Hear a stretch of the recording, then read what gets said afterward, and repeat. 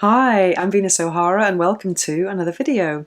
Today I'm going to be talking about books. Someone sent me a very interesting question. Here it is. Okay.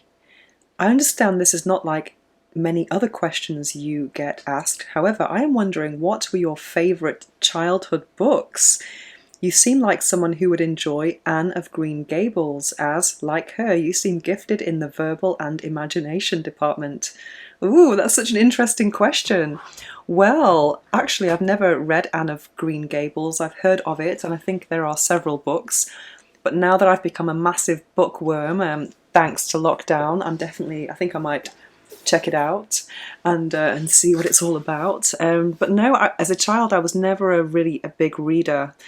In fact, I was the kind of kid who did not want to have to read out loud in class. I was always dreading that the teacher would pick me because I never actually felt very eloquent when I was growing up at all because I didn't really read that much.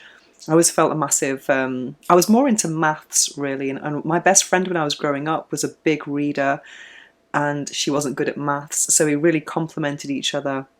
When we were doing homework, I would help her with algebra, and then she would help me with some things related to English and English literature. And I didn't really enjoy reading so much because the books that we had to read were just awful. But then my friend, who was a massive reader, whenever she read something that was really good, she would give it to me, and I would just devour things that she had recommended. So I've discovered that it wasn't that I didn't like reading, it just depended on the book. I'm not the kind of person who would just read anything and enjoy anything. But when I think back to my childhood and my favourite books, I think the first time I actually enjoyed a book would probably be Roald Dahl. Oh my god, I absolutely loved Roald Dahl's stuff. Not everything though, I like the more kind of mischievous titles, such as the BFG was just a massive. I absolutely loved the BFG because of the imagination of the dreams, and it was just so crazy. I absolutely loved that. But then I loved the more naughty ones, like such as George's Marvelous Medicine. I absolutely loved that. And also the Twits, that's just absolutely fantastic. And then I absolutely loved The Witches because I actually had a copy of that book. It was given to me on one of my birthdays. So I remember the book, and receiving a nice smelling book is just so nice. And I think the other ones that I just mentioned, the BFG, the Twits, and George's Marvelous Medicine, is that we read them all. The teacher read them to us at school, primary school. So yeah, they were kind of very different from the kind of Enid Blyton kind of things that I always had, a kind of maybe mischievous or rebellious tastes, obviously. And then when I got a little bit older, I discovered Judy Bloom. Oh my god, I absolutely love Judy Bloom. Actually, I feel very grateful to her for writing in such a frank way about sex and about periods, because I think when you're growing up you have all these questions and you don't really know who to ask. Let's have a sip of tea. And when I was actually just leaving primary school to go to secondary school, the book Forever by Judy Bloom was being passed around everyone at school, and it was really the book was being read by everyone. And if you don't know about Forever, it's a very, very graphic account of a girl's first sexual encounters. And I think the character is called Catherine and her boyfriend's called Michael. You never forget these details because it's such a massive impact. And what was really funny is that he called his penis Ralph. So whenever I have met a person called Ralph in my life, you just always think of that book.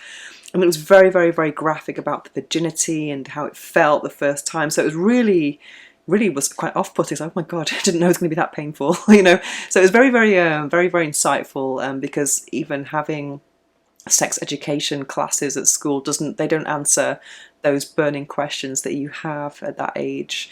So that was really great. And also an amazing book by Judy Bloom was Are You There, God? It's Me, Margaret. And it's about a teenager's first period, and that's very graphic as well, because obviously you're going through all these changes. And I had literature from some some sanitary towel companies about the period and what's happening in your body, all these changes in throughout puberty, but I didn't really know what it was like from an emotional point of view. So I love that book, Are You There, God? It's Me, Margaret.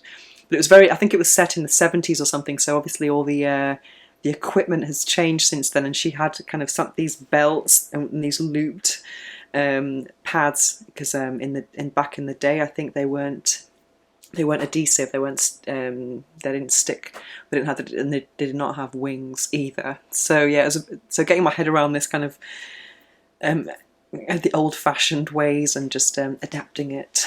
So that was very, very, very interesting. And then when I was a teenager at school, my friend, who was the big reader, discovered Virginia Andrews. Oh my God, Flowers in the Attic, and all these other books. We read all of these books in every different series of books, because they were these family dynasties and dramas with lots of crazy things happening, and they were quite sexual as well. They were very gripping.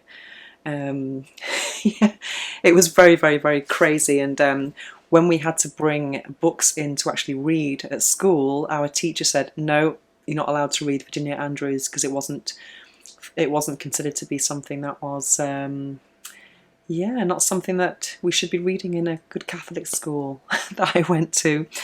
And then after that, I think when I was a bit older, I discovered Marion Keys, and that was also through the same friend who was the big reader, and I absolutely devoured those books as well. I really identified with kind of young women coming of age or first jobs and all of those at that time in your life as well. So that was very, very, very cool.